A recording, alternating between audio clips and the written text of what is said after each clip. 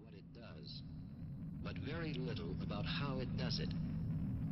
Scientific studies have shown that the physical effects of LSD include an increase in blood pressure, heart rate, and blood sugar.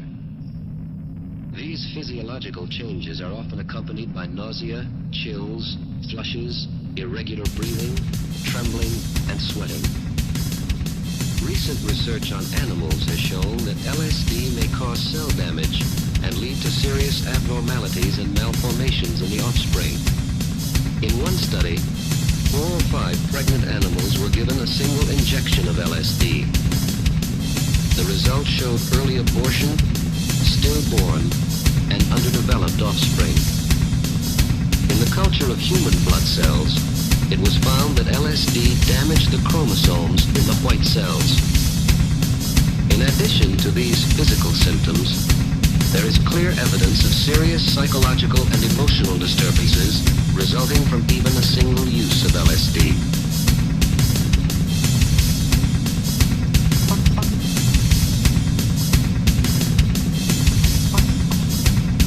The drug use of the hallucinogens at parties is becoming a familiar part of the scene. An atmosphere is created, and mass use of the drug becomes the central factor in the lives of many young men and women.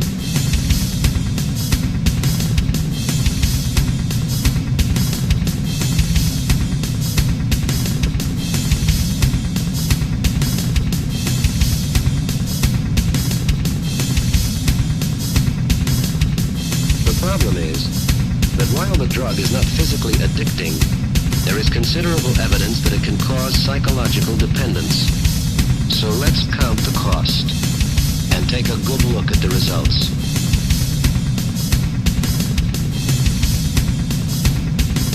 I remember once it wasn't using LSD, it was peyote, which is reasonably similar. And I was in bed with a young lady, and I turned and I looked at her face, and her face distorted into sort of a flesh-dripping monster face. Features became drawn, and jowls hung, and she moved bangs. And I quickly turned my head away, and I told myself this couldn't be so. About an hour, I wouldn't look at her face again. It was really frightening. I could see all around me, no matter which way I was facing. It was just real frightening. I went to this survival lounge, and I was afraid everyone was going to go there, and that things were never going to be the same, and that everyone was going to become real vicious and hate, just climb on top of each other to get what they wanted. Well, I never thought the world was going to be any different than that.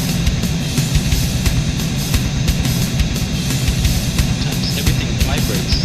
I look at chairs, and I can see the waves.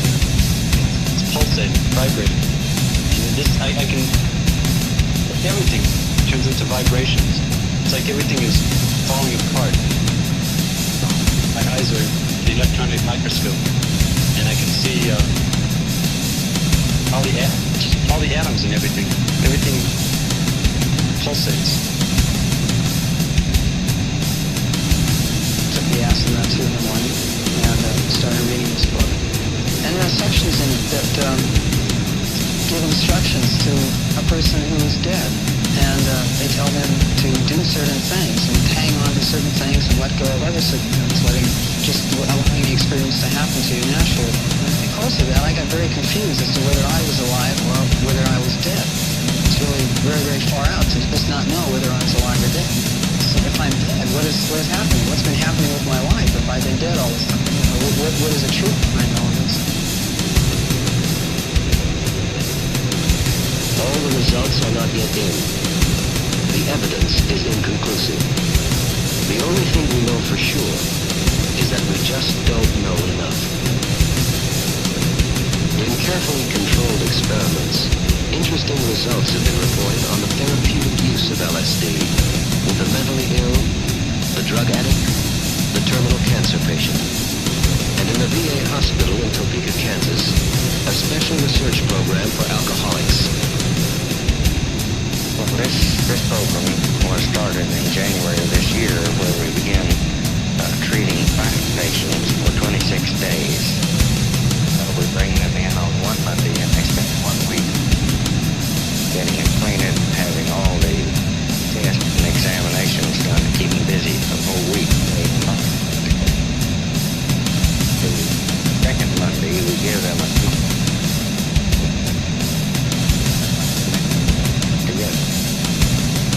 this is to help the group pull together and in their group experience during this 26 days to also get some good from this.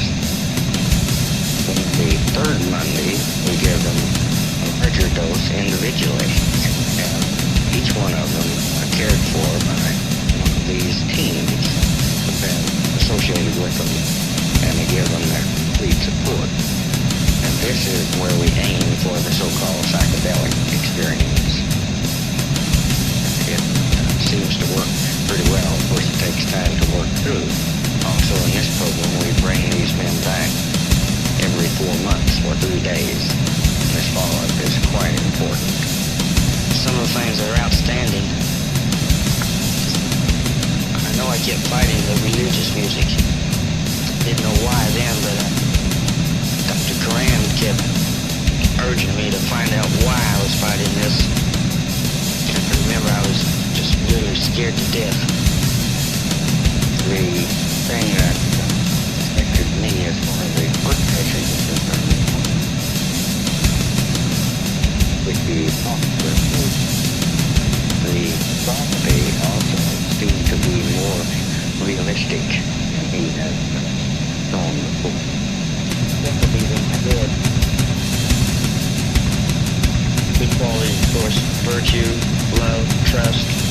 We've seen the other ones, hate, fear, distrust. I seen them all in my head. It was like I was strangling myself, like I had to get rid of all the bad qualities, and I was strangling myself fighting against them.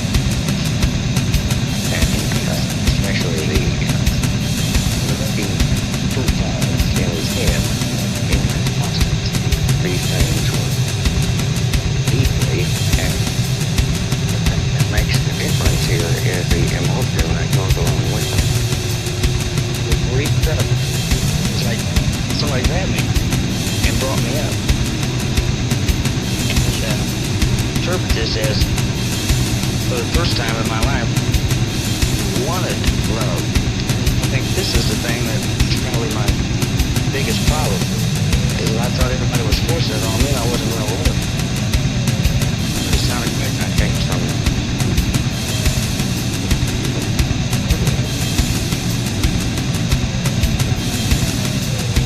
here's a change.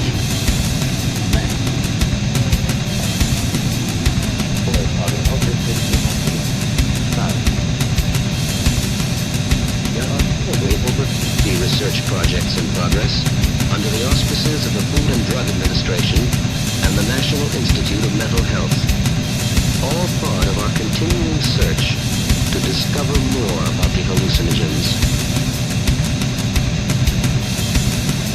The questions remain. The mind-bending drugs seem to offer so much, but what do they really deliver? As to what it has to offer, that's a difficult